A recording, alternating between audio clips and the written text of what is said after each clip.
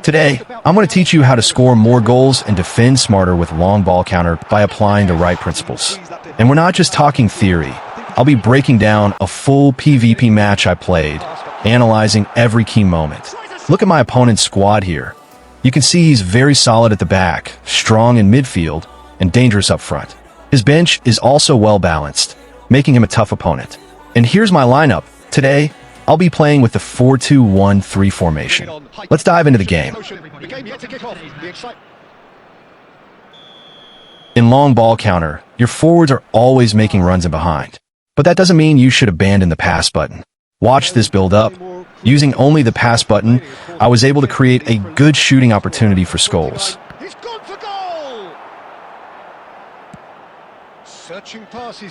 From the first few plays, I could already tell my opponent was a spammer, just firing through balls straight forward every time.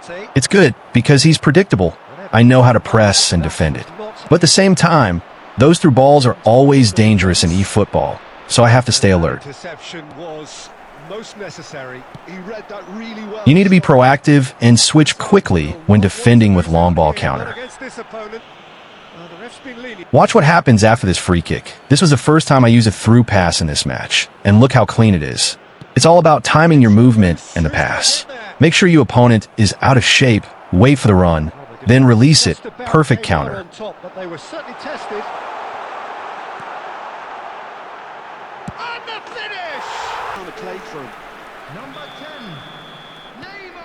the first goal of the game. Well, this will present the manager with a few interesting options, Peter. Try sitting on this or push on with the... Here with Messi, I don't rush it. Instead of forcing a forward pass, I turn and wait for my fullback, Cannavaro, to make the run. It doesn't come off this time, but the idea is right. Be patient and look for support. By the way, Fabio is a fantastic fullback if you train him right. He's picked his way through. Accepted. That was well played. Well stopped.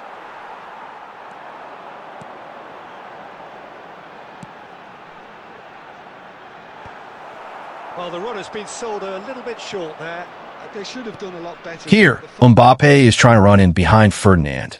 And I already know Ferdinand isn't that fast. So I call Cannavaro to cover the space behind him, just in case. That's how you protect yourself when your center back might lose a foot race. I have a video coming up on how to master call for pressure, so subscribe and turn on notification so you don't miss it. A lot of players have forgotten how to use wingers properly, but when your wide man is isolated, that's your chance to take him on 1v1. And look how it led to a really good chance for Scholes. By the way, you can see how many chances Scholes is getting. He keeps finding those pockets. He's so good in that AMF position. Again, you can see how important patience is here. When I got the ball from Batistuta, I already knew Van Basten is very aggressive. So instead of forcing a run in behind, I just laid it back to Neymar and then made a run into the space that Van Basten left open. In this system, sometimes you got to take responsibility. Come out with your defender and deal with it yourself. I'll explain that part properly after the gameplay. You can see it again here. I quickly switch and Ferdinand steps out quickly and blocks it perfectly. By the way, today we're focusing more on the philosophy, the decisions, the movements, the timing. If you want to see the best play styles, setups, and instructions, you can check it out later on the channel. You can see again here. Messi's looking for support from Cannavaro. Using your fullbacks is one of the easiest ways to get in behind a defense. But nowadays, most players just leave their fullback sitting back, and that's a big missed opportunity. And here again, Neymar finds Silvestri making that run in behind. And who's at the end of the cross? Paul Scholes again. People don't really expect fullbacks to make those runs anymore, and that's exactly why it's so effective. And you don't need a tall, powerful striker to score headers. You just need to time your crosses right and have the right player in the right spot. I'll break that down properly in another video, so stay tuned. You can see here, and I see this a lot, the moment my opponent starts running back toward his own goal when he clearly has options to the side, I already know what's coming. That's usually a sign he's looking to play a long ball behind the defense, and that's the perfect trigger to press. And it worked perfectly. It led straight to this chance for Neymar. Watch this. Rijkaard is a bit too far to make the tackle here. But once I call for pressure, he suddenly steps up and makes the challenge. I'll explain exactly why this works later on. Okay, it's that messy Cannavaro combination again, and oh my goodness, Scholes is just unbelievable. He plays it to Batistuta, and there it is, another goal. Now, watch this again. If I try to through pass here, the defender would have intercepted it instantly. That's why it's so important to know when to use a normal pass and when to use a through pass. Okay, finally, he gets his first real clean chance at my goal. And yeah, there's more to this. I'll explain exactly why this happened in a bit. I made my substitutions pretty late, but they still made an impact. Just watch. Bellingham, Mbappe, and Hazard combined beautifully here to make it 5-0. And what a finish from Hazard.